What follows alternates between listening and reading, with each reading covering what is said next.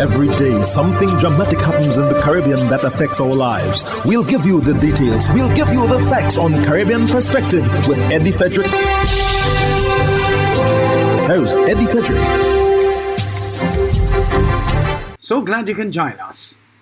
The region has lost a noteworthy journalist of excellence. This story takes the lead in today's edition of Caribbean Perspective for Monday, 26th June 2023. Details after this important message. The hurricane season is now upon us, so we as Caribbean people need to remember to think safety and be prepared. Avoid venturing outside during a storm or hurricane, especially if there are strong winds. Rooftops and other debris are often blown about and can cause great damage.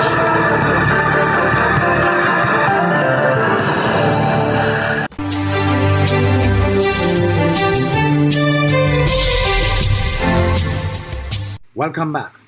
The life of Winston Springer Sr. was celebrated recently in St. Lucia as the veteran broadcaster was laid to rest. Gina Felipe of HTS News Force reports. The life of the late Francis Winston Springer Sr. was celebrated on Friday, June 16th during the funeral service at the Minor Basilica of the Immaculate Conception. Friend and former colleague in the early days of radio, Winston Hinkson, noted the outstanding contribution of his fallen comrade. Not just to relate a narrative of old, but to recount historical facts which relive important events, to enable the understanding of current events and the consequences. This is why he was so at ease when there was a broadcast of an event of national significance, which rooted in the land and in the heart and the core of the nation. News Force caught up with some of his friends and loved ones following the Thanksgiving service. Senior Minister Stevenson King says the late communications specialist provided his wisdom and guidance as he eased into politics. Certainly a guy who was dedicated to the cause, dedicated to his work, very talented, a sound professional, known regionally and internationally. And one thing I do remember, which is a soundbite that I'll never forget. On many instances, whenever we were putting pieces together, at least to address the nation and to give information, we always said we must give credible information. And the soundbite was, if in doubt, leave out. I'll never forget him for those words. Former Prime Minister Brian Michael Pilgrim conversed with Winston mere minutes before his passing. He remembers him as an objective and balanced individual. I'm saddened by the death of Winston. I spoke to him about 20 minutes before he passed, and I was surprised when I got a message on WhatsApp that he had passed.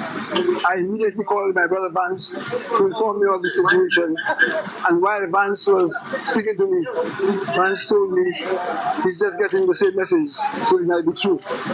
So Winston has gone. We shall miss him because he was a friend to many in this country, and I believe that Winston is now in a good place. Former Consul General to Martinique of St. Lucia, Keats Compton, says the island has lost a treasure trove of knowledge. There's not a lot of documentation about ourselves, and it's a pity that we did not have a chance to document all of that. In fact, we had spoken about going back in time and talking about things like Carnival, remembering what it was like when we were young. We were speaking about that just, I think, the day he died. We were talking about this as a project, and it came as a great shock to me, to get this message saying that he was no longer with us. We all knew that he was ill, but I guess we all hoped for the best. I hope, as Junior said, that he managed to get some of his notes so we can put something together. I think the country deserves it. Francis Winston Springer Sr. was an independent freelance narrator and commentator, information, radio and television broadcaster, and a communications specialist. Winston worked at Radio St. Lucia for about a decade before taking up an offer in Radio Antilles in Montserrat. He then took up the post as general manager of Radio St. Lucia. His last contract was with the government of St. Lucia, providing coverage for parliamentary proceedings. Winston won the M&C Fine Arts Award for documentary he co-produced with his brother Cletus Springer entitled Country in Crisis. Gina Filippi, HTS News Force. The Health Ministry in Trinidad and Tobago says there could be as many as 150,000 diabetics and some 330,000 adults who are hypertensive in the Twin Island Republic. The startling figures were revealed during a media conference chaired by the Health Minister, who said progress is being made where screening is concerned. Jewel Brown of TV6 News filed this report. While outlining the Ministry of Health's Strategic National Plan for Non-Communicable Diseases on Saturday, Health Minister Terence Dial Singh declared, "What we learned during COVID, when we examined the deaths, was that 42% of those who died either with or from COVID were diabetic. What we discovered was 49% of those who died either with or from COVID were hypertensive." The Health Minister was responding to a question from TV6 News during a media briefing on Saturday. But when we looked at the data going back to our retrospective analysis, and this is where your question is, what we also found is that many people who turned up did not know they were either hypertensive or diabetic. And that is why the issue of screening now becomes so vitally important. The Health Minister then gave way to Dr. Abdul Hamid, who he identified as an expert on the matter. We approximately have a prevalence of diabetes of about maybe 12 to 15%. If you put that context into the adult population, we probably have about 123,000 to maybe 150,000 diabetics in the population here. In terms of hypertension, the latest data we have here is maybe about 33% prevalence, which dictates that we have a prevalence, a population of 330-something thousand adults who are hypertensive. Minister Dial Singh then gave an update on what the Health Ministry has been doing to address diabetes and hypertension. Data doesn't lie. In 2022, we screened 146,637 people for diabetes. Now, that is no small feat. That is 10% of the population, right? We screened in 2022 203,310 persons for hypertension. And that is why today I could present to you the data on the HEARTS program that shows we are having a positive impact on hypertension. The program is working. Jewel Brown, TV6 News.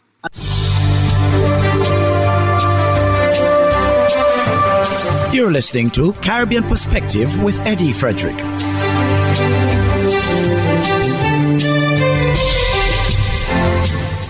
And now for some crime roundup. Yank boss shot dead at Trin City Mall. 8 people arrested for gun possession. More in this TTT News item. A popular social media content creator and comedian was killed at Trin City Mall on Saturday. According to reports, Kevon Solomon, popularly known as Yank Boss, was fatally shot while seated in his vehicle while at the car park at Trin City Mall. The shooting incident occurred sometime around 5 p.m. People in the car park were sent scampering as the gunshots were heard. Solomon had over 25,000 followers on Instagram and Facebook and over 60,000 followers on TikTok. Several suspects were arrested for firearms and ammunition possession during exercises conducted across several police divisions on Friday. Police officers on patrol in downtown Port of Spain arrested a man with a Beretta firearm fitted with a magazine and containing 3 rounds of 9mm ammunition. In the Duncan Street district, officers executed a search warrant at a house and found and seized one black and silver 9mm pistol with one magazine containing 10 rounds of 9mm ammunition in the living room area under a couch. One suspect was arrested in connection with the find. And in the Southern Division, police officers went to a Diamond Village where they searched a house and seized a firearm. 5 suspects were arrested.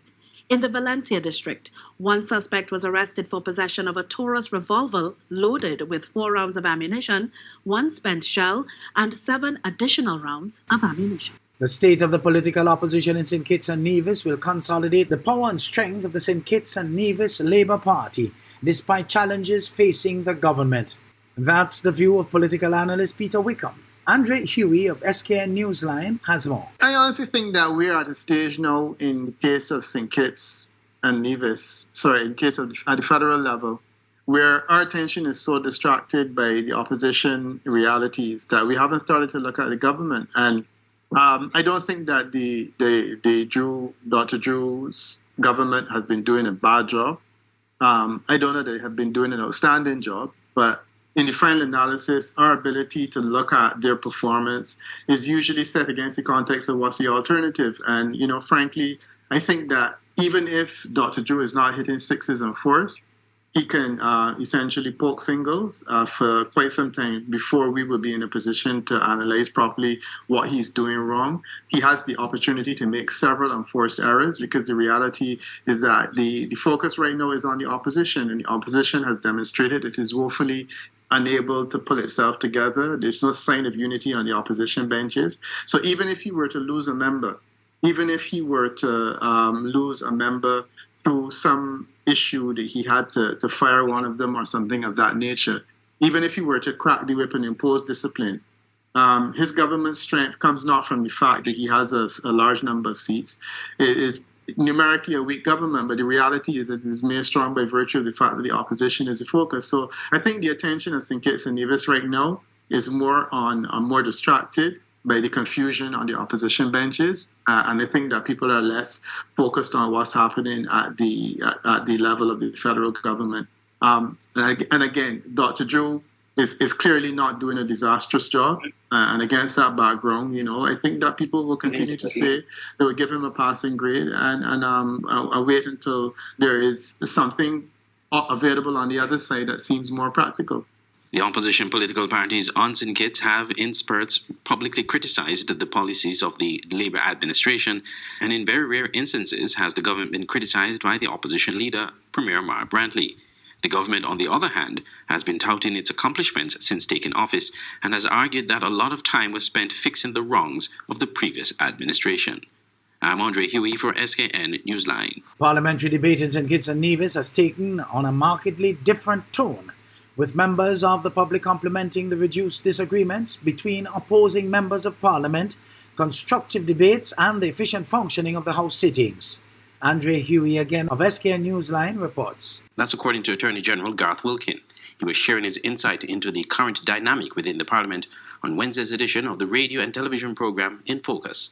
What was said by the member for number 11, Sir Jeffords, he said, we are opposition.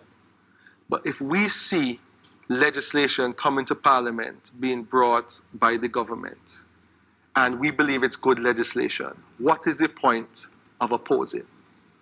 So it isn't that we are sending this legislation to the opposition and saying, we want you to support. We are bringing the legislation, and because it's good legislation that benefits all of their constituents, then you can take the politics out of it for a little bit, and you could give your views like they did with the good governance. There were some different views. The NIA was slightly different because they were directly involved. But if you consider the cannabis related and the Rastafari related legislation, they just supported it. I mean, I've made public statements in Parliament very early on that our style of Parliament is going to be very different to the styles of Parliament in the past. Because at the end of the day, think about it from our perspective. If we are creating laws from the Attorney General's office, we want to create laws that should be accepted by most of the population. They represent a large part of the population. So you hope, and it feels good from our office perspective, to have the opposition support. You know what that means? That means we're doing a good job. That's what it means. So I don't necessarily see it as an issue. I mean, there's a slightly different dynamic because the opposition happens to be made up of members of the NIA. But at the end of the day, what they have said is, we will oppose when the opposition is needed, and we will support bills when they're good bills. And I can say we've brought some very good bills. A.G. Wilkins said that the draft bills from the Attorney General's chambers are designed to benefit the population of St. Kitts and Nevis and are buttressed by the Constitution. While everyone may not agree, the will of the people, who are represented by various MPs, must be considered, he noted. I'm Andre Huey for SKN News 9. Hubbard's is once again innovating the way you shop with its new online store, providing 24-hour shopping convenience. You can shop now for appliances, hardware, houseware, building material, and more. Free delivery island-wide. Start shopping now at hubbardshardware.gd. Safe, convenient, reliable.